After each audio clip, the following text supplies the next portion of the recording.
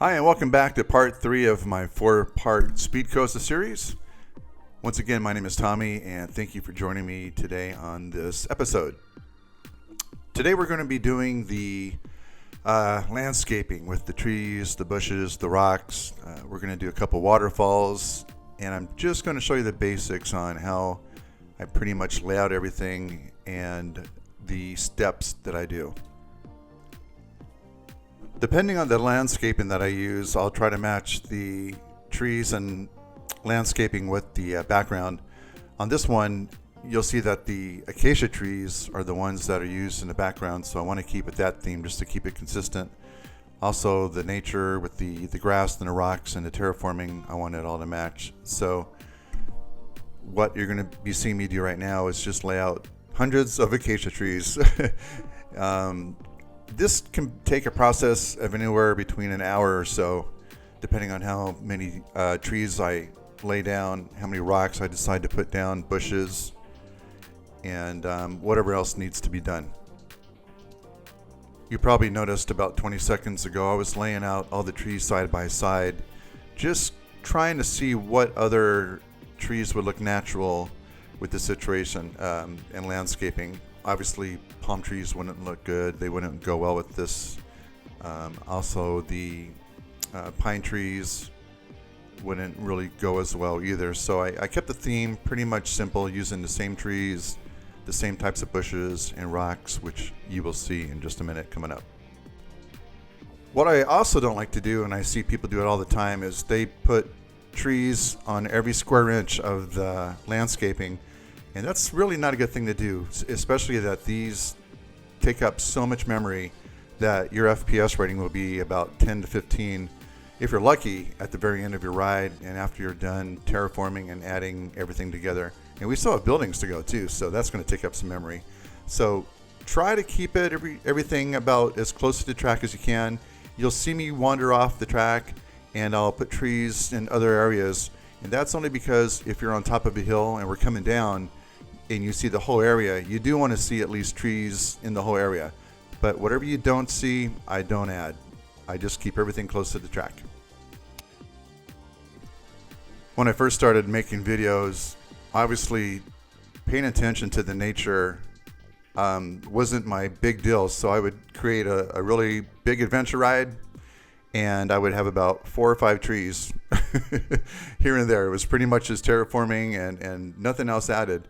And through the years, I noticed that, the more realistic you want things to look, the more you have to take time and make it look good. So I really am pretty happy about the way I pay attention to detail now. You'll see right here that I'm adding bushes. And I actually did a half-hour video where I forgot to record placing the bushes. So I'm kind of showing you just a quick little area of how I do it. I'll take a bunch of bushes, different varieties, bunch them together, and then I'll place them throughout the track. It kind of saves time rather than doing one by one by one. If you do a layout of a whole bunch of bushes, put them in a section, and then just lay them out on the track and then adjust them as you go, that seems to take up less time. And the detail and everything looks really good too. There's not a lot of emptiness that you'll see on most of my rides. If you took a ride on my what ride was it? I think it was my Avatar ride. I did a lot of detail on that. Lots of bushes, lots of trees, lots of environment to look at. So it did take a while. Here I'm doing all the rock work. Now this one I did piece by piece, or rock by rock, I would say. I used 2 different rock styles. The ones right now you're looking at, the gray tone rocks, and then the other rocks I used were the clay colored that matched the terraforming really well. With this, you want to always select, place to surface. That way, when you do place rocks, you could, like I do with the trees, Control Z, rotate the rocks, pick different areas, and make everything place flush with the landscaping, which has a real natural look. So as you see, I do different sizes, I rotate them around, and nothing looks uniform. There's some people that will take a rock, place it, and copy paste from left to right, and they'll have one big long row of rocks on the same shape and the same form, and it doesn't look natural. So when you rotate constantly, build on top of each other, align the surface. That really helps with a very natural look. And that's what you see me doing right here. So this took a little while to do. But when it's all finished, said and done, it's very pleasing and very satisfying to see what you put together. And I think people appreciate that too. I get a lot of comments on the natural look and feel of a ride and how much detail I put into my rides. I get a lot of comments on that. So that definitely inspires me to make me want to work harder and put more detail into my rides, especially if people are noticing. If people weren't noticing that, I wouldn't really do that. I think one of the things I've noticed too also is people really do like the realism compared to the fantasy. When I first started doing videos, and there's a lot of them on my channel that you'll notice, I'll spend a lot of time on certain themes or whatever, and some of the comments I'll get will be, oh, that's not real, that wouldn't work. You know, and then I get people that say, I love it, it's great. But I noticed the more realistic a ride is, and the more to life, if it was real, people could actually go to a park and ride this kind of a ride, I get more views from that than anything else, which is really odd. You would think that the more time you spend on a sci-fi fantasy ride or like a movie ride, people would appreciate that more. But lately I've been noticing that, you know, simple rides like this is what people are really reacting to. Now, if someone were to tell me, Tommy, why don't you make a small coaster in real life? I'll be the first to admit, I really suck at making roller coasters. I can't do it. If they're small and compact and they're supposed to be real to life, if you went to an amusement park, I can't do that. But give me a whole land and give me some imagination and I'll run wild, you know? If you take my roller coaster like you saw on the first video, it's an average roller coaster. There's not a lot to it. You know, there's not a lot of twists and turns that would be like in real life. I don't really do a lot of loops. I don't do a lot of inversions on my rides. I have some, but I prefer rides like this where it just takes you on an adventure for a few minutes, takes up a huge amount of land. Of course, Disneyland and Magic Mountain would never hire me to be their roller coaster developer designer. But for me, this is a lot of fun to do. If they ever did make a roller coaster ride this size, or even compared to any of my roller coasters, we're talking billions of dollars for sure. Millions, if not billions. Because everything that I do is just so extreme in size, it's crazy. But like I said, if you put me in charge of making a small roller coaster in a small theme park, my coaster would just suck. I'll admit to it. But anyways, so here you see I'm still adding the rocks, doing some adjusting on the terraforming, trying to get the rocks done. This will be the last phase in doing the landscaping. You'll see that I'm adjusting the trees too. There was some that the roots are coming from the ground. After I do all the rocks, I'll fine tune everything. I'll go back and make sure nothing's clipping against the track. I'll make sure there's no rocks that look weird or floating in the air. Sometimes I'll add a rock and it'll float in the air and I won't catch it, so I'll catch all that. And then the last thing I will do will be the painting. And that means I'll take the grass and I'll paint grass in certain areas. I'll take dry grass, I'll take mud, add mud in different sections.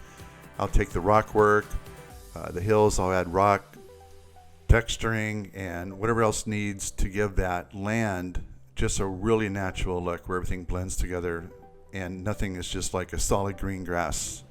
If you go to my rides and check out my mine train, it's called the Runaway Mine Train. I was really happy. That was like the first time I did so much detail on a ride where it just came out so good. And ever since then, I've been practicing different techniques on how I can make the terraforming and everything just seem more real. And after that, I've just been practicing and learning and teaching myself new tricks. And right here you see that I'm adding more rock and different colored shades of grass. And if you just can see the difference of how everything just looks more natural when you just add the different textures, it just changes everything completely, especially the rock work. What I love about Planet Coaster is that you could select the textures and select your paint palette so you could create your own environment. You don't always have to use what the game offers you. If you open up your game at first and click the paintbrush icon, it'll give you the different selections you could use. You could make this a snow summit landscape if you wanted. You could put snow in your So definitely play with textures and in your painting palette and create your own worlds. There's another landscape that I do that I created almost a cartoonish kind of look.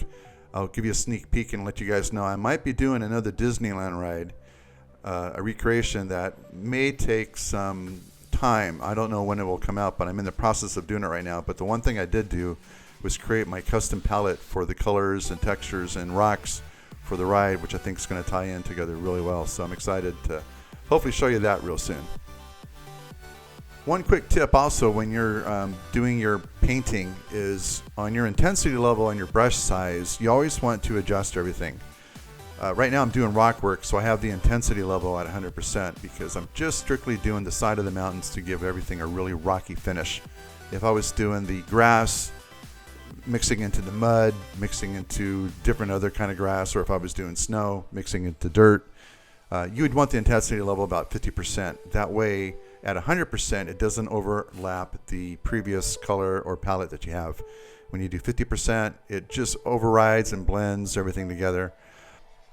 So always make sure your intensity level is about 50%. Adjust it when needed. Your brush size, adjust that when needed, and everything will come out just right. So I wasn't going to add any waterfalls on this one, but I thought I'd give you a little quick show of how I do it. Pretty simple. Just grab some rocks, put them in a row. Take the different style water effects depending on how tall your waterfall is or how short it is. The game gives you a bunch of different options to choose from. If you have rocks that are underneath the main waterfall, you could put them there. Add some splash effects like I'm showing you right now. There's a rock right there, so some water will be splashing off that. I didn't spend a whole lot of time with the waterfalls. I didn't connect the water and the lakes to give it that realistic look. I pretty much built them just from the POV perspective of the ride. So I did this one. I did two little ones right here in the beginning. You're going to see in about 10 seconds. The bigger one I did over by the S track. And I kept it pretty simple with the waterfalls because they are fairly easy to do. And on that note, I'm going to wrap up this video. Thank you very much for watching. I hope I answered some questions you may have had about doing landscaping and was able to give you some tips and pointers as well. If you're new to my channel, please don't forget to subscribe and hit the bell so you get notified on all my new movie rides, ride creations, and exploration coasters. Alright everybody, that's going to do it for me. Until then, I will see you next time. Thanks again for watching. Bye-bye.